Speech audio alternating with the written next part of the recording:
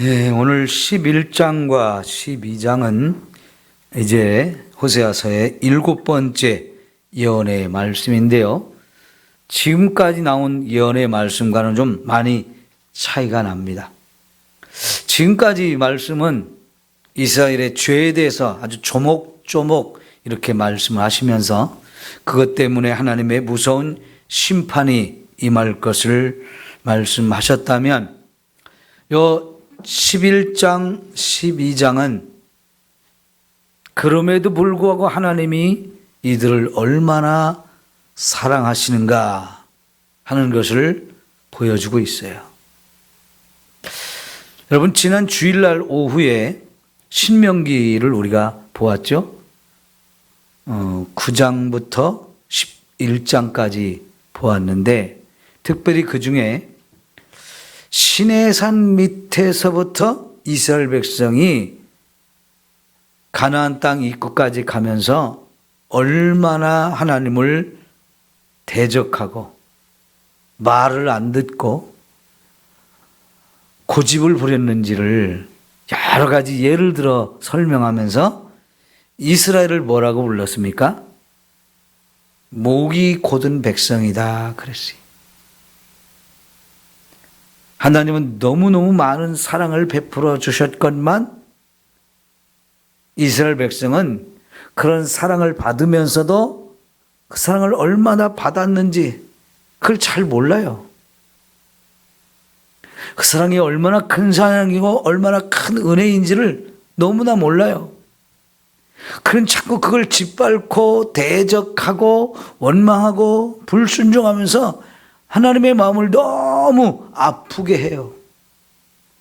그런데 그것이 언제까지 계속됐느냐? 북쪽 이스라엘이 망할 때까지, 남쪽 유다가 망할 때까지 그랬다는 거예요. 오늘 그것을 설명하고 있는 내용입니다. 자, 예를 들어서 보십시오. 1절에 보면 이스라엘이 어렸을 때 내가 사랑하여 내 아들을 애굽에서 불러냈거늘. 이거는 무슨 사건을 말하는 거예요? 애굽에서 불러냈다는 건 뭡니까? 출애굽 시켰다는 거죠. 출애굽. 근데 그 출애굽 시킬 때를 이스라엘이 어느 때라고 표현하겠어요? 어렸을 때라고 표현하죠. 어렸을 때. 그러니까 이스라엘이 애굽에서 종살이 하고 있다가 거기서 하나님이 그들을 출애굽시킬 때는 이스라엘 민족이라고는 하지만 자기들 스스로가 이스라엘 민족이라는 이 정체성이 크지를 못했어요. 아브라함의 후손이기는 하지만 그 아브라함의 후손으로서의 이 공동체성이 그게 크지를 않았어요. 더구나 애굽에서 종살을 하면서 너무 시달림을 많이 받았잖아요. 자기들 힘으로는 도저히 거기서 해방되어 나올 수가 없어서 하나님 제발 우리 좀 불쌍히 여겨주세요. 우리 좀 제발 구원해 주세요. 막 부르짖으며 살았다고요. 너무 비참하고 너무 소망이 없는 시간들이었죠. 바로 그때를 이제 이스라엘이 어렸을 때라고 표현하는데 그때 하나님이 그들을 어떻게 했다고요? 사랑하였다 그랬고 그들을 뭐라고 부르냐? 내 아들이라고 부르요. 그러면 여러분 이스라엘 백성이 하나님의 아들이면 하나님은 이스라엘의 누구예요? 아버지지요. 그 아버지와 아들의 관계라고 표현하면서 내가 그때부터 너희를 사랑했다. 이렇게 표현합니다. 자, 그런데요. 불러냈거늘이라고 그러죠? 이스라엘이 어렸을 때 내가 사랑하여 내 아들을 애굽에서 불러냈거늘 이렇게 끝맺는 것은 그 다음 말이 좀 우리가 생각할 수 있죠? 사랑한 것만큼 그렇게 사랑받는 자로 살지 못했다는 거예요. 어떻게 살았느냐? 선지자들이 그를 부를수록 그들은 어떻게 해요? 점점 하나님을 멀리했다는 거예요. 하나님이 그렇게 아들로 생각하고 그렇게 사랑을 해 주셨고 선지자들을 계속 보내주시면서 그들을 통해서 정말 부르고 또 불렀는데도 불구하고 점점 멀어졌다. 점점 멀어졌다라고 표현해요.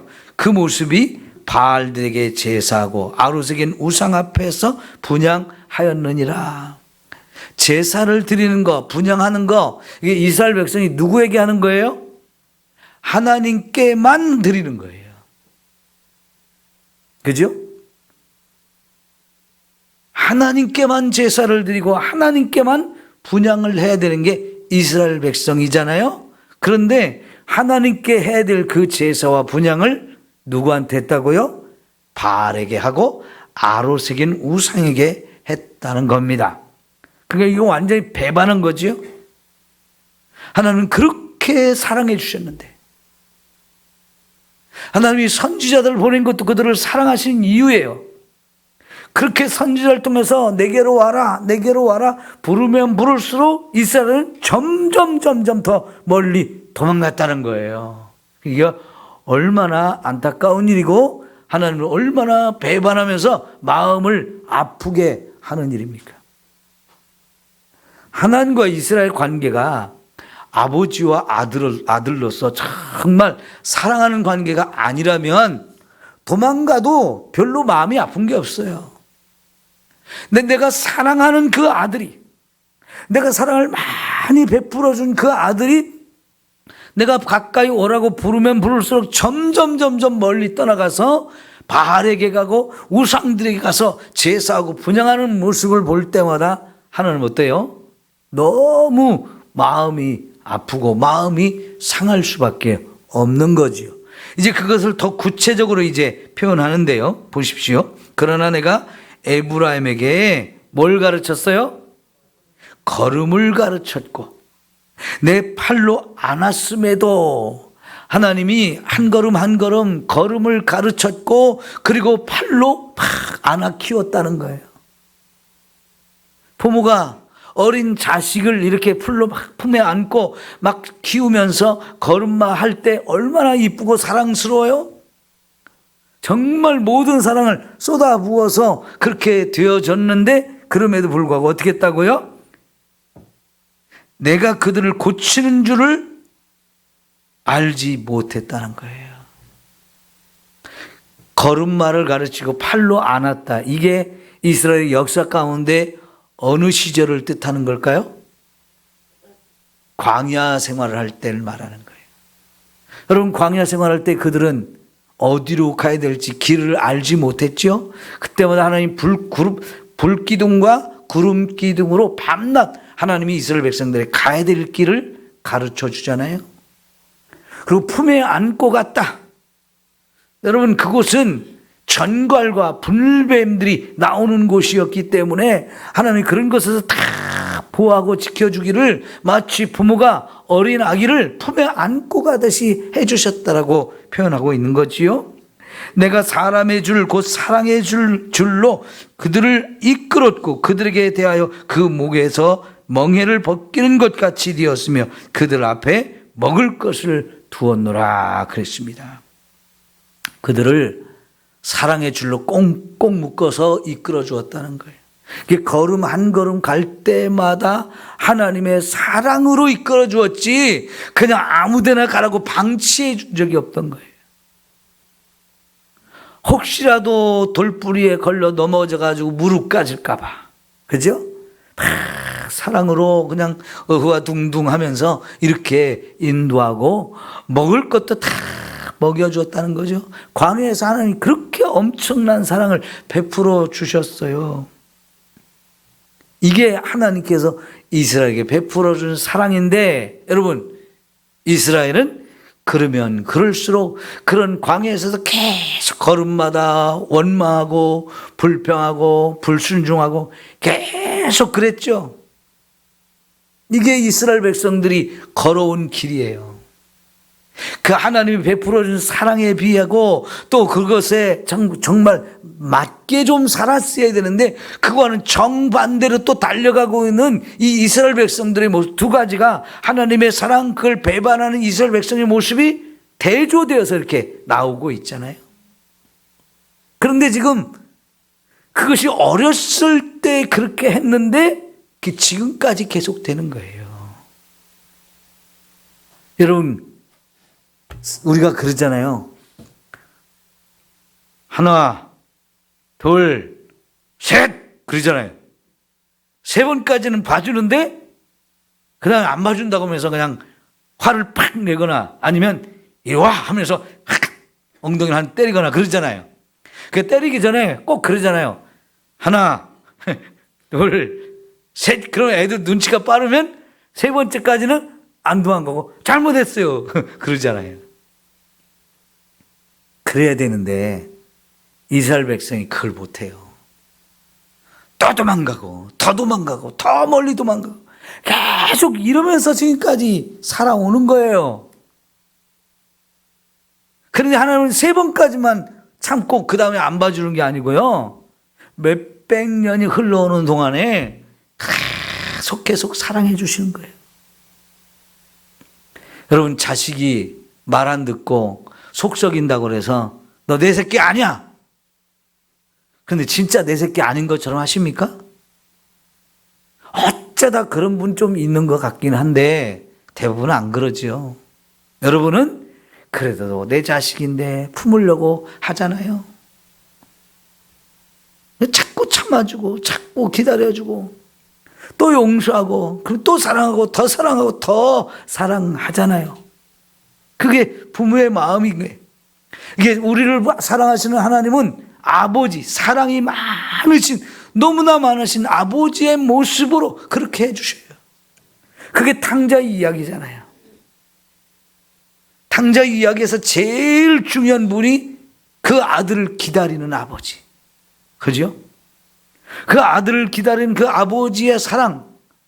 이제 나올까 저제 나올까 하면서 다 밥만 먹으면 동구 밖에 나가서 그냥 멀리 쳐다보면서 우리 아들이 올까 그렇게 기다리잖아요. 진짜 돌아올 때는 그동안 얼마나 고생했을지를 아니까 그냥 팍 달려가서 끌어안고 그냥 집으로 와가지고 씻겨주고 벗겨주고 새 옷 입혀주고 그거를 막 금가락지 끼워주면서 잔치를 벌이면서 내 아들이 죽었다가 살았다고 얼마나 기뻐하고 얼마나 즐거워해요. 이게 아버지의 사랑이죠. 그런 사랑을 하나님은 이스라엘의 역사 전체를 통해서 끊임없이 부어주시고 부어주셨다 하는 거예요.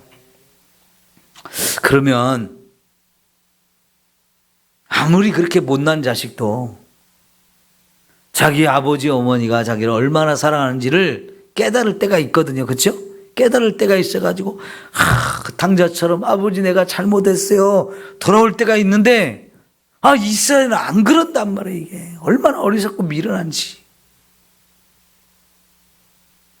그래서 하나님이 세게 벌을 줬어요.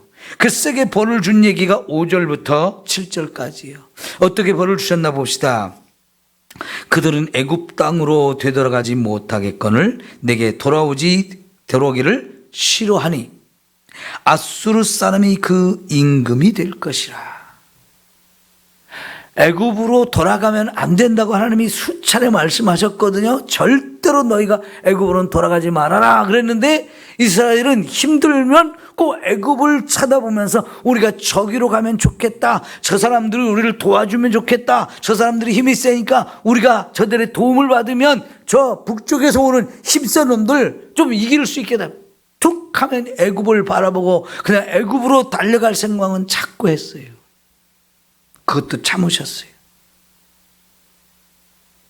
그러다가 결국은 아수르 사람이 이들의 임금이 되어줄 거라고 그러잖아요. 아수르에 망해가지고 결국은 이들이 얼마나 고생하게 될지. 여러분, 하나님은요 미래를 다 계획하시고 다 아시는 분이에요. 우리의 미래를 누가 하실 수 있느냐? 오직 하나님밖에는 우리의 미래를 알 수 있는 분이 없어요. 우리나라 사람들이 점쟁이한테 가는 게 자꾸 그것 때문에 가죠. 우리 아들이 대학에 합격하겠느냐고 물어보고 가요. 우리 남편이 이번에 사업을 하면 잘 되겠느냐고 자꾸 그런 거 물어보러 가거든요. 그런 점쟁이가 우리 미래를 알 수 있는 것처럼 좀 알려달라고 자꾸 얘기해요. 여러분, 점쟁이가 우리 미래 알 수 있어요, 몰라요? 왜 몰라요? 사람들 가잖아요. 아니, 그러니까 왜 가냐고. 모르게 간다고. 아니, 나는 모르는데 점쟁이가 알 것처럼 생각하고 가는 거 아니에요. 그죠? 점쟁이가 점쟁이가 알려줄 것처럼 알고. 그 사람도 모르고 그 사람도 몰라요? 맞아요. 나는 모르니까 답답해서 가는데 점쟁이가 절대로 모릅니다. 왜 모르냐? 점쟁이가 하는 말은 100% 거짓말. 왜요? 우리의 미래를 하나님이 알 수 있는 건 뭐냐면 우리의 미래를 하나님이 계획해 놓으셨고 그 계획한 대로 이끌어 가시기 때문에 그걸 계획하신 분은 아는 거죠. 그죠? 계획하신 분이기 때문에 그리고 계획한 대로 우리의 인생을 이끌어 가셔요. 그러니까 하나님이 계획한 거 하나님만 알아요. 그 하나님이 만들어 놓은 계획표 사탄은 절대로 본 적이 없어요. 알지도 못해요. 만약 점쟁이가 우리의 미래를 알 수 있다면 쥐 머리를 왜 못 깎겠어요? 중이 쥐 머리 못 깎는다 그러죠? 점쟁이가 자기 미래를 모른다니까요. 왜 몰라요?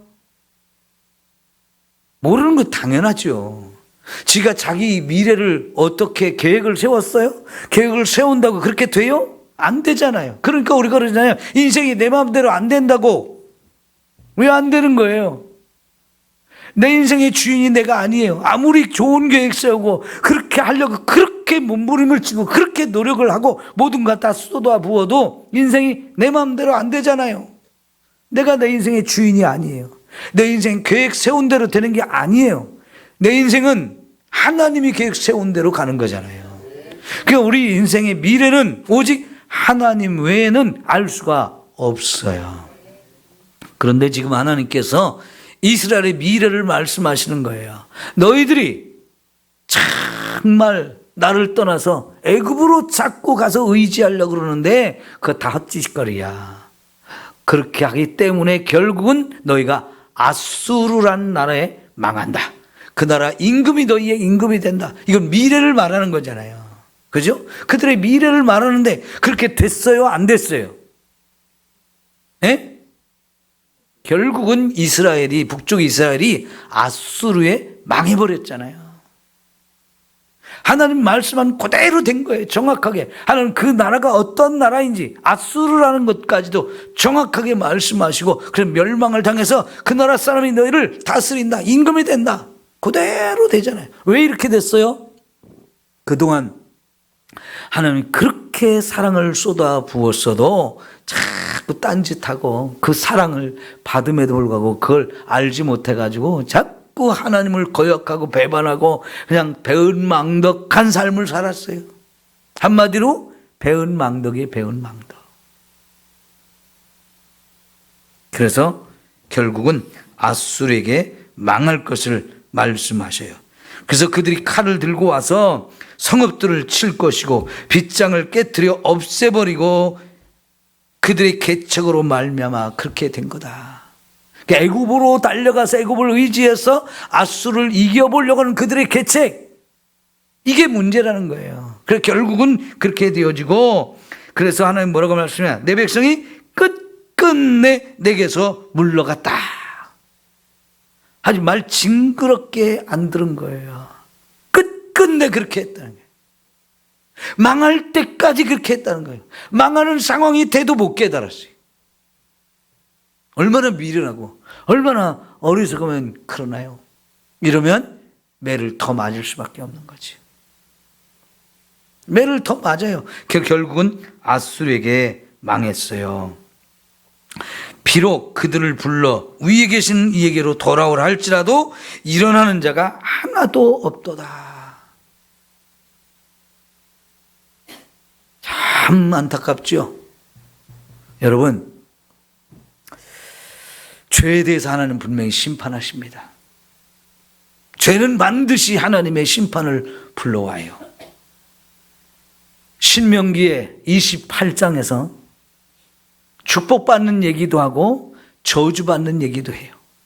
어떤 사람한테 축복하고 어떤 사람한테 저주한다고 그랬어요? 순종하느냐 불순종하느냐에 따라서 순종하는 사람은 축복을 받고 불순종하는 사람은 저주를 받는데, 이렇게 두 길 가운데 어느 길 선택할래? 지금 여러분에게 물으면 당연히 우리는 순종해가지고 복 받는 길로 가겠습니다. 말은 이렇게 하는데 마음은 그렇게 되는데, 우리도 보면 이스라엘과 똑같아. 불순종해가지고 저주받는 일을 또 잘해요. 이게 이스라엘이나 지금 예수를 믿는 사람들이나 별로 다르지 않아요. 결국 하나님은 이스라엘 백성들은 가나안 땅에 들어가게 해주잖아요. 그게 요즘에 히브리서를, 여호수아서를 보고 있는 내용이잖아요. 하나님이 이스라엘 땅을, 가나안 땅을 이스라엘에게 줘요. 얼마나 사랑하면 그래요. 그런데 이제 사사 시대부터 또 범죄하기 시작해가지고 그 땅에 들어가 사는데, 광야 시내 산에서부터 여기 요단강까지 올 때까지 그렇게 반역하고 거역하고 불순종했던 모습을 사사시대부터 또 계속 반복해가지고 지금 호세아 선지자가 활동해가지고 얼마 안 있으면 망할 그때까지 또 그렇게 계속 반복해서 죄의 길로 가고 거역하고 불순종을 하다가 결국은 복을 받은 게 아니고 저주를 받은 거죠. 그 저주로 나라가 망하는 상황까지 오는 거예요. 얼마나 안타깝습니까? 역사 속에서 그렇게 되졌죠. 그런데 여러분, 지금 신명기에는 그런 가나안 땅에 들어가기 전에 앞으로 너희들이 이렇게 살 거야 했고 말씀을 하셨는데, 지금 여호수아서부터 여기 호세아서까지는 안타깝게도 계속 불순종하고 거역하다가 나라가 망하는 일까지 벌어져요. 그런데 성경에는 나라가 망하고 나서 바벨론으로 포로로 다 끌려갔어요.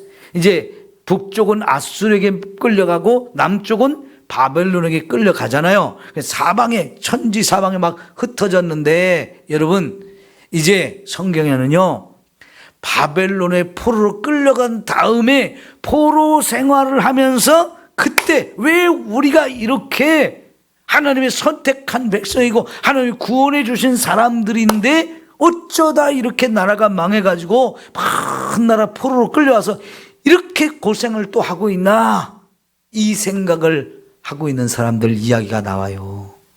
성경에는 그런 얘기까지 다 나오잖아요. 시편 77편, 78편, 79편 여기가 아삽 자손이 쓴 이야기가 나오거든요. 아삽 자손이 쓴 이야기들. 그 아삽 자손이 고라 자손이 나옵니다.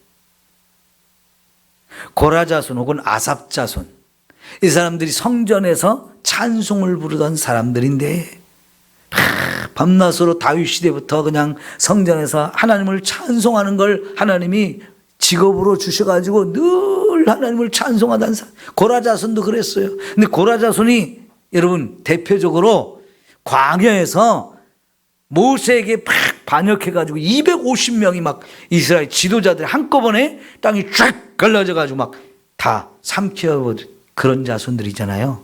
근데 그 후손들이 나중에 이제 하나님 또 축복해 주셔가지고 성전에서 찬송하는 사람들을 만들었어요.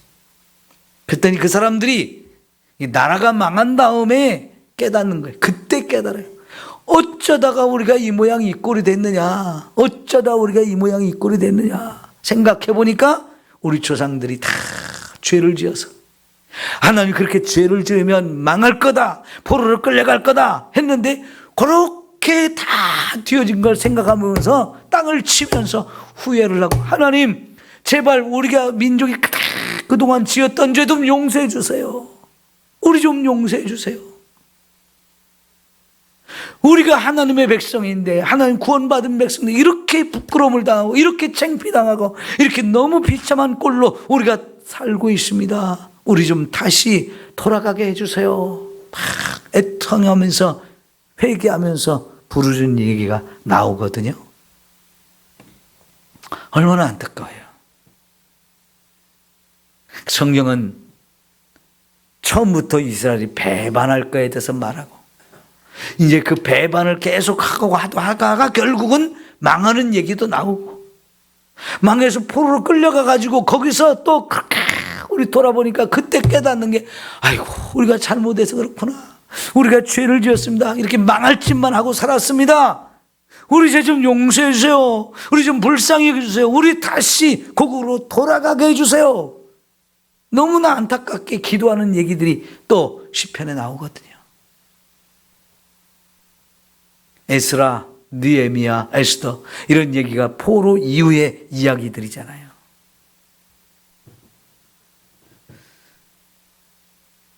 여러분, 우리는 이런 말씀을 보면서 우리가 신앙생활을 어떻게 해야 되는지를 잘 깨달아야 돼요. 여러분, 솔직히 한번 잘 생각해 보세요. 지금 예수님이 내 마음속에 계신가요? 예수를 믿는다고 하지만 예수를 믿는 게 오래되면요, 나도 모르게 예수 믿는 게 습관적으로 살아요. 습관적으로. 예배 드리는 것도 습관적으로 오고요, 습관적으로 앉아서 성경 찾으면 성경 찾고 찬송 부르자면 찬송 부르고 그러고 있는데 그냥 듣기는 듣는데 하나도 들리지 않아요. 그것도 아는 말씀. 나 그것도 알아. 다 그냥 이리 들어와서 이리 나가고 이리 들어와서 이리 나가고 다 그래요. 예수님이 내 안에서 떠나가신 지 오래됐어요.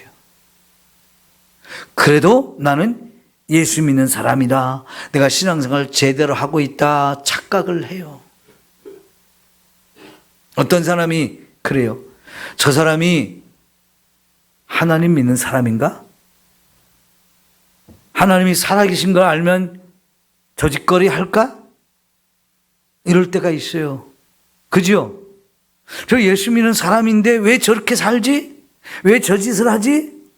그럴 때가 있어요. 목사들도 그럴 때가 있고 장로들도 그럴 때가 있어요. 지금 한국 교회가 예수님이 없는 교회가 많아요. 예수님이 내 마음속에 안 계신 목사, 예수님이 내 마음속에 안 계신 장로가 세상에 지금 너무 많아요. 오늘 또 전도하면서 만난 사람이 자기가 장로가 30명이 있는 교회를 다녔는데 그 교회에서 성가대 테너 파트장도 하고 그랬는데 성가대에 앉아가지고 연습하면서 장로님들이 교회 돈 갖고 막 싸우더래요. 그래가지고 꼴 보기 싫다고 그 교회를 뛰쳐나왔는데 막상 뛰쳐나오니까 교회가 갈 곳이 있어야지.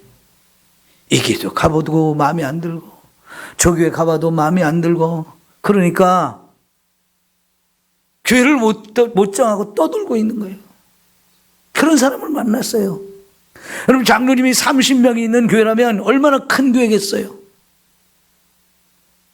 난 그 교회가 어떤 교회인지는 잘 몰라요.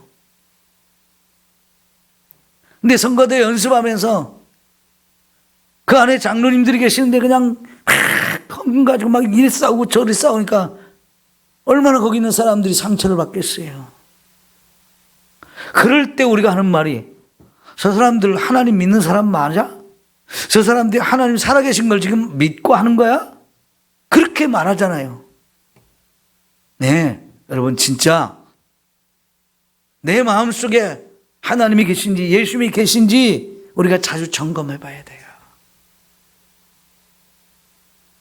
우리 안에 예수님이 계시고 하나님이 계시면 그 짓 못할 텐데, 그죠?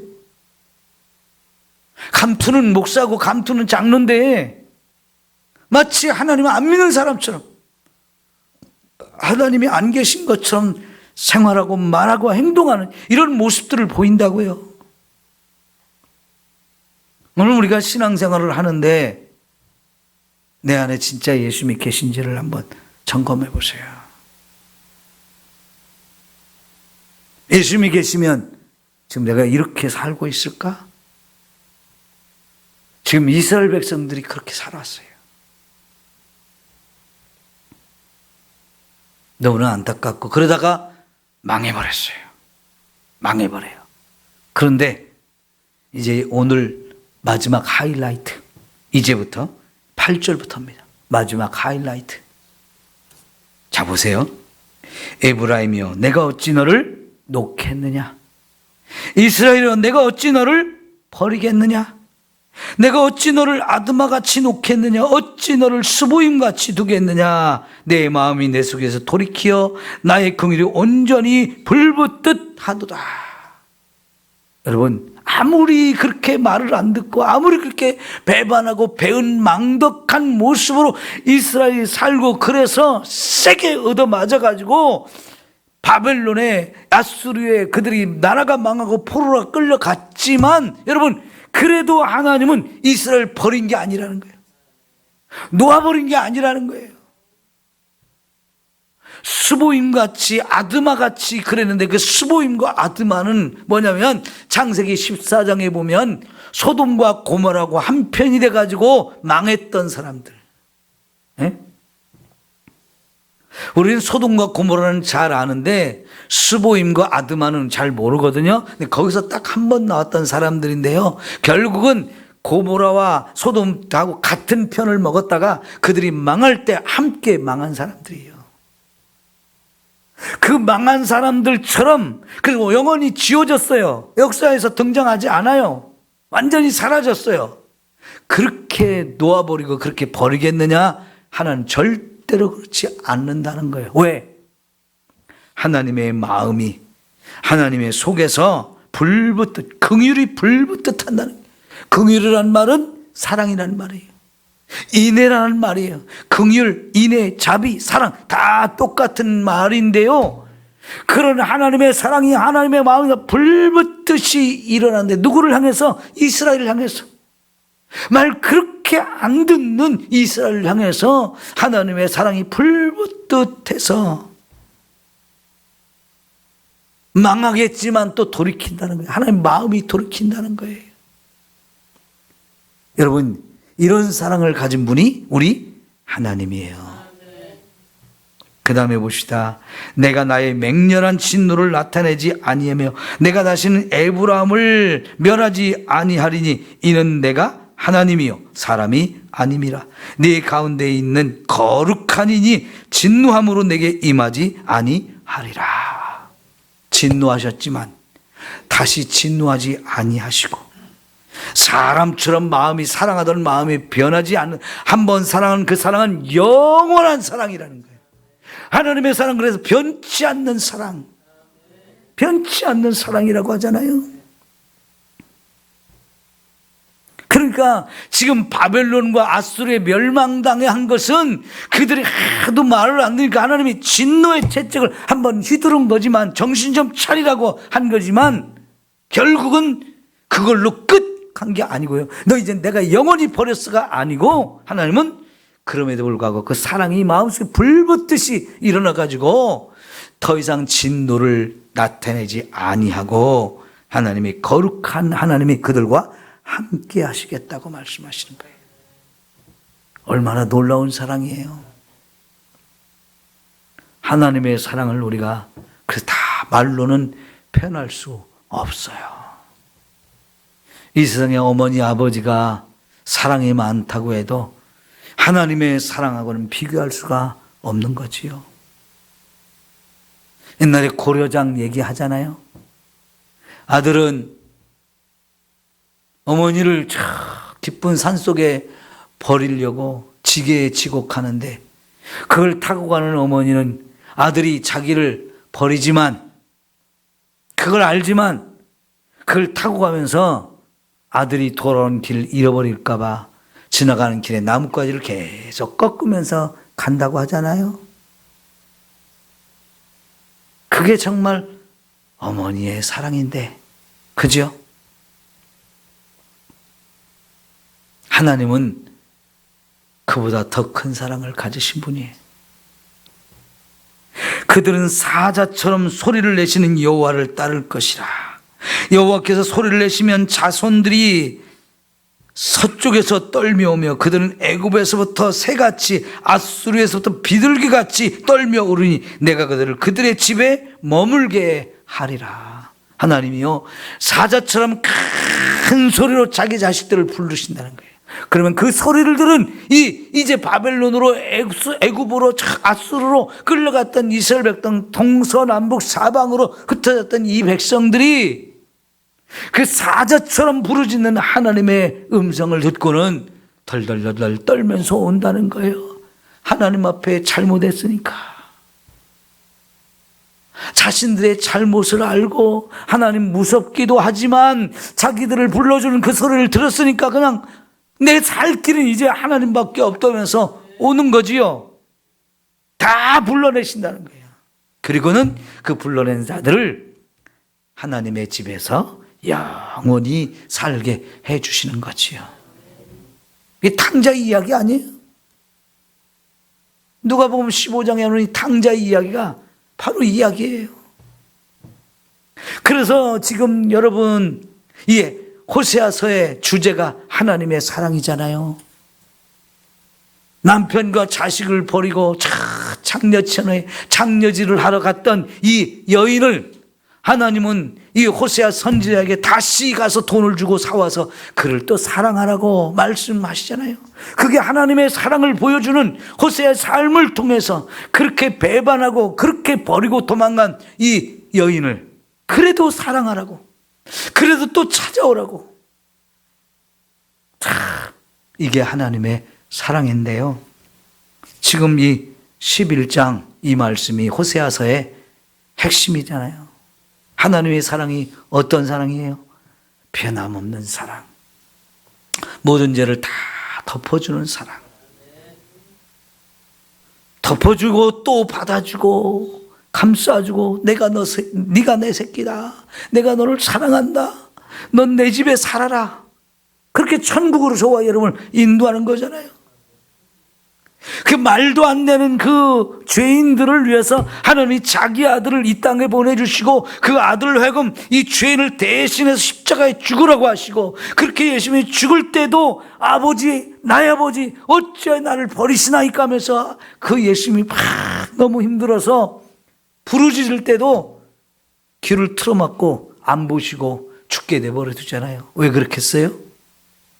저와 여러분을 살리고 용서하는 방법이 그거밖에 없기 때문에 자기 아들을 죽여서 우리의 죄를 용서하고 우리를 살려주시잖아요.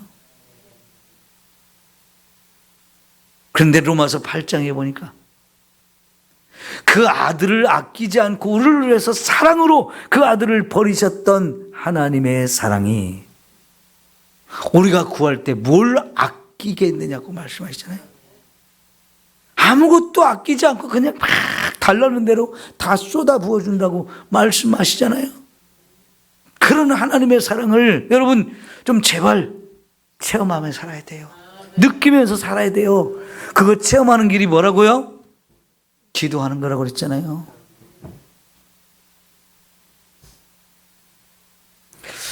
우리 강현덕 권사님이 오늘 새벽부터 일천번제를 시작했는데 여러분들은 할 사람 또 없어요? 목사님 옛날에 다 해서요 할 게 없어요. 아니요, 제가 보기에는 여러분 다 일천번제 쌓아야 될 사람들이에요. 기도 제목이 얼마나 많은데요, 한 사람밖에 없어요. 여러분 기도 제목 없어요? 그 아들을 아끼지 않고 우리를 위해서 내어주시니까 우리가 지금 하나님 앞에 이것 좀 주세요, 이런 기도 좀 들어주세요, 이 기도 좀 들어주세요 막 그러는데 뭘 아끼지요, 뭘 아끼고 그렇게 하나님이 안 들어주시겠어요? 그런 사랑을 체험하려면 기도해야 된다고요. 기도해야 될 분들이 참 잠만 자느라고 안 와. 새벽을 좀 깨우셔야 돼요. 새벽에 되면 저녁 예배라도 이렇게 드리셔야 돼요.